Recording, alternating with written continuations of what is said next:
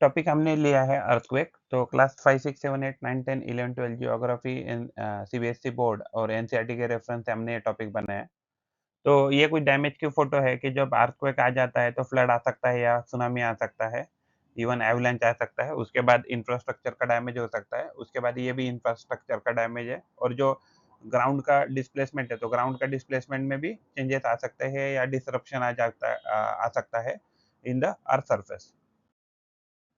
तो अर्थक्वेक क्या है? तो इट इज़ जभी भी अर्थ शेक करती है, ट्रेम्बल करती है, जिसकी वजह से टेक्टोनिक प्लेट के मूवमेंट की वजह से या वोल्केनिक एक्टिविटी की वजह से जभी भी अर्थ का सरफेस शेक करता है, ट्रेम्बल करता है, वाइब्रेट करता है, तो उसको ही हम अर्थक्वेक ऐसे कहते हैं।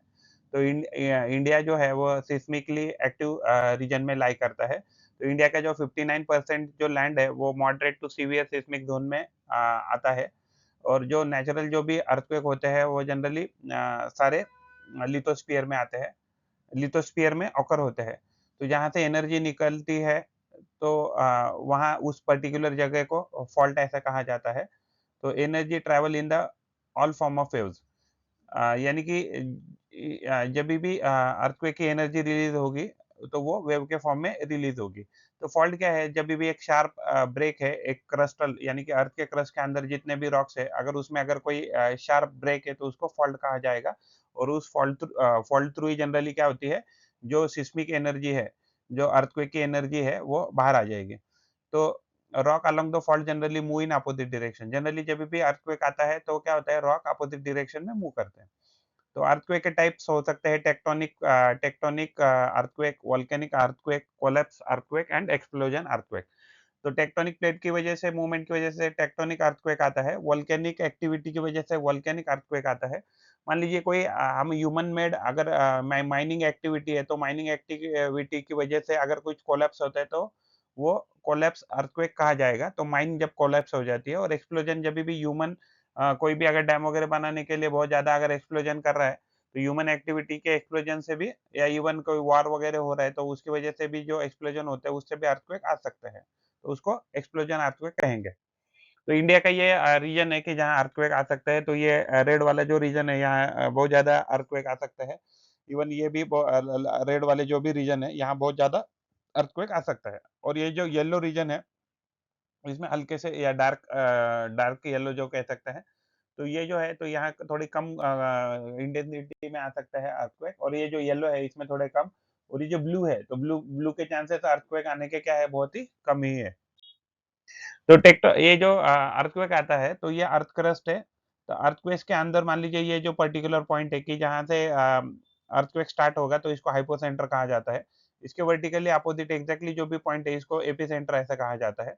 तो एपिसेंटर एक ऐसा पॉइंट है कि जहाँ जहाँ अर्थक्वेक का एनर्जी जो है, तो सबसे पहली बार रिसीव होता है, या अर्थक्वेक पहले यहाँ ऑब्ज़र्व होता है। उसके बाद अलग-अलग वेव्स आती है अर्थ के सरफेस पे, जैसे लव वेव्स है, फिर रेलिन वेव्स है, फिर प्राइमरी एंड सेकेंडरी वेव्स है। प्राइमरी, सेकेंडरी वेव्स, उसके बाद love waves and trailing waves, ये अलग-अलग फॉर्म की वेव जो है, तो अर्थ सरफेस को टच करती है, तो जिससे हमें एक्सपीरियंस हो जाता है, और अलग-अलग डैमेज करने के लिए भी रिस्पॉन्सिबल होती है। खास करके जो एस वेव्स है, एल वेव्स है और रेलिंग वेव्स है, तो इससे ब डैमेज होता है। तो अर्थक्वेक के कॉजेज़ क्या-क्या हो सकते हैं? टेक्टोनिक प्लेट के मूवमेंट से। और एनर्जी क्या होती है, सारी डायरेक्शन में आती है, तो जहाँ एग्ज़ैक्टली जहाँ से फ़ोकस से अगर दूर भी रहेगा कोई पॉइंट, तो भी वहाँ एनर्जी रिलीज़ होने के कारण, या वहाँ तक अगर एनर्जी पहुँच रही, तो वहाँ भी अर्थक्वेक आ सकता है। तो फ़ोकस क्या है, जिसको हाइपोसेंटर ऐसा भी कहा जाता है, the point inside the earth where the energy is released. ऐसा पॉइंट कि जहाँ से एनर्जी रिलीज़ हो जाती है, वो जनरली अराउंड 60 किलोमीटर बिलो होता है अर्थ सरफेस से। एपिसेंटर क्या है कि वर्टिकली अपोजिट जो कोई पॉइंट है फोकस का, तो जो अर्थ के सरफेस के ऊपर है, तो जहाँ सबसे पहले एनर्जी रिसीव होती है या अर्थक्वेक एक्सपीरियंस किया जाता है, उसको एपिसेंटर कहा जाता है। शैलो फोकस अर्थक्वेक वो है कि जिनका जो डेप्थ है, फोकल जो डेप्थ है, वो 70 किलोमीटर से लेस देन है। एंड मिड फोकस ऐसे अर्थक्वेक है जिनका फोकस 70 टू 300 किलोमीटर है। एंड डीप फोकस ऐसा अर्थक्वेक है कि जिनका फोकल डेप्थ जो है 300 टू 700 किलोमीटर तक है। तो अर्थक्वेक की बात करें, तो ये फोकस के ऊपर ये एपिसेंटर, और एपिसेंटर से ये जो भी दिख रही है, ये एनर्जी, तो एनर्जी ट्रैवल करेगी in the form of wave, जिसको हम वेव फ्रंट ऐसे कहेंगे। तो ये क्या है, इस इधर कहीं तो ये देखिए यहाँ एग्जैक्टली फॉल्ट दिखा है, ये फॉल्ट से क्या हो जाएगा, तो एनर्जी यहाँ से रिलीज़ होगी।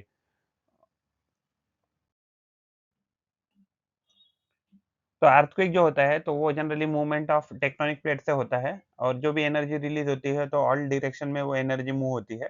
तो फ़ोकस वो पॉइंट है कि जनरली जो 60 kilometre below the earth surface होता है, एपिसेंटर ऐसा पॉइंट है कि जो सबसे पहले रिसीव करता है एनर्जी को और जो वेव्स निकलती है जब भी अर्थक्वेक में, तो वो बॉडी वेव्स और सरफेस वेव्स ऐसे 2 फॉर्म में निकलती है। तो सबसे पहले एनर्जी जब जब जहाँ से निकलती है अर्थक्वेक से तो इसको प्राइमरी वेव ऐसा कहा जाता है। उसके बाद जो भी एनर्जी निकलती है उसको एस वेव्स कहा जाता है और उसका ही अलग-अलग मॉडिफिकेशन हो जाते हैं जिसको हम railing wave, L waves, love waves ऐसे भी कहते हैं इसको। जो एस वेव्स है देखिए आप तो ये कैसे जा रही है तो ये ट्रांसवर्सली जा रही है और ये कैसे जा रही है तो लॉन्जिट्यूडिनली जा रही है। तो ये एनर्जी ये जो डेंसिटी डिफरेंस है तो एनर्जी डेंसिटी डिफरेंस या डेंसिटी डिफरेंस क्रिएट करता है और इसकी वजह से डिस्ट्रक्शन हो जाएगा, इसकी वजह से भी डिस्ट्रक्शन हो जाएगा और इसके वजह से भी डिस्ट्रक्शन हो जाता है अर्थ सरफेस पे। लेकिन प्राइमरी वेव जो है उसकी वजह से कुछ डिस्ट्रक्शन ज़्यादा होता नहीं है अर्थ सरफेस पे। तो अर्थक्वेक के जो बॉडी बॉडी वेव्स है जिसको प्राइमरी वेव्स हम पहले पढ़ेंगे तो प्राइमरी वेव सबसे पहले अर्थ सरफेस पे आती है।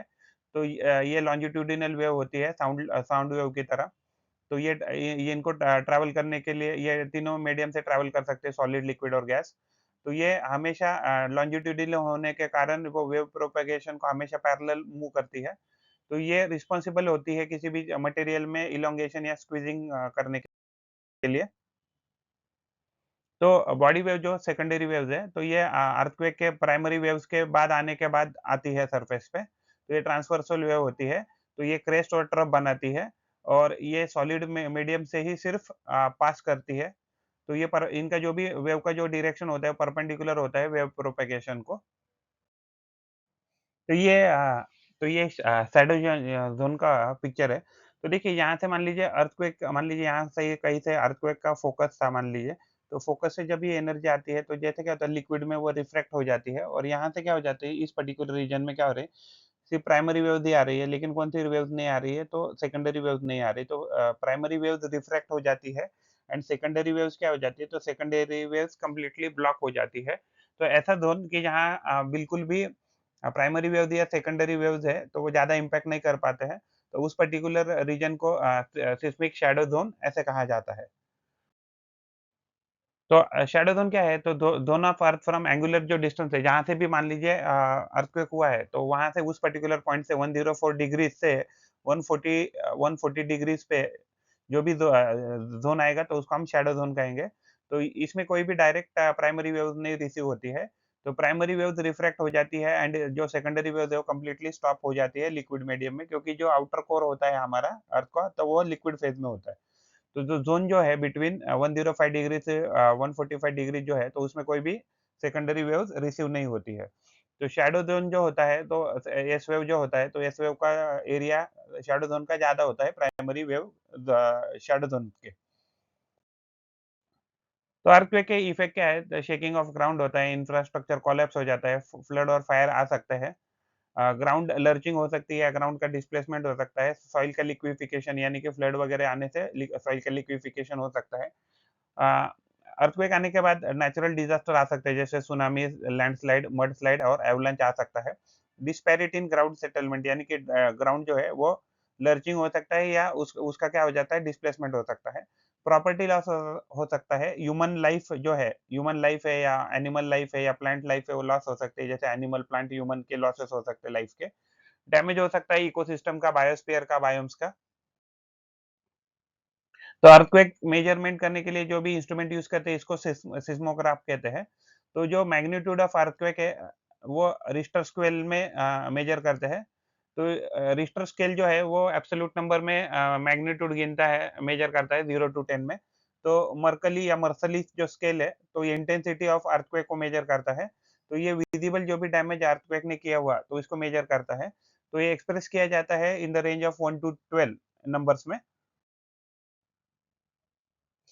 अर्थक्वेक के जो फॉल्ट टाइप होते हैं, वो 3 प्रकार के होते हैं। तो अगर मान लीजिए बाउंड्री एक-दूसरे से दूर जा रही है, तो इसको हम नॉर्मल फॉल्ट लाइन कहेंगे। अगर एक-दूसरे से मान लीजिए टेक्टोनिक प्लेट या अर्थ सरफेस अगर दूर जा रहा है, तो इसको नॉर्मल फॉल्ट लाइन कहते हैं।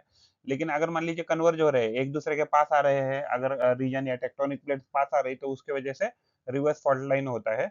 और जब भी मान लीजिए एक दूसरे से स्लिप हो रहा है, एक ज़ोन दूसरे ज़ोन से या टेक्टोनिक प्लेट या रीजन मान लीजिए अर्थ का अगर स्लिप हो रहा है एक दूसरे से हॉरिजॉन्टली, तो इसको स्ट्राइक स्लिप फॉल्ट ऐसे भी कहते हैं।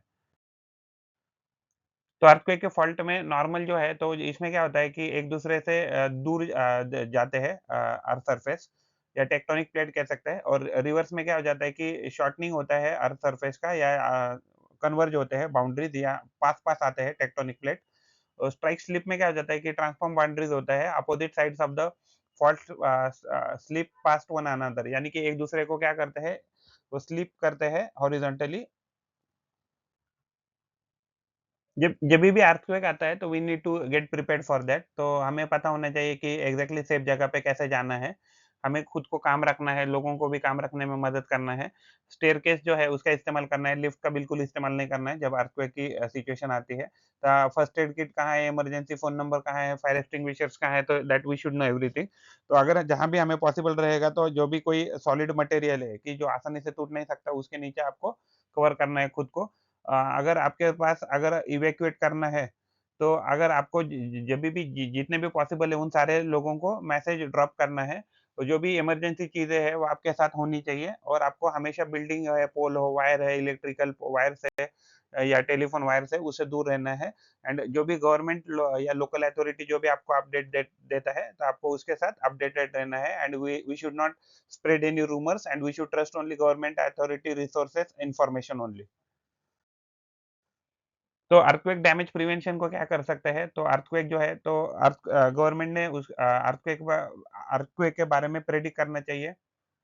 जो बिल्डिंग डिज़ाइन है और आर्किटेक्चर है, वो अर्थक्वेक प्रूफ होने चाहिए, और वो सर्टिफाई बाय गवर्नमेंट अथॉरिटी होने चाहिए।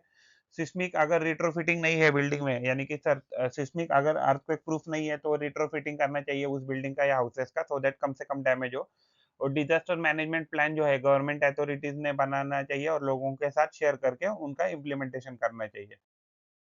अगर आपको इसका पीडीएफ चाहिए, तो ये इसका डिटेल सारा यहाँ लिखा है।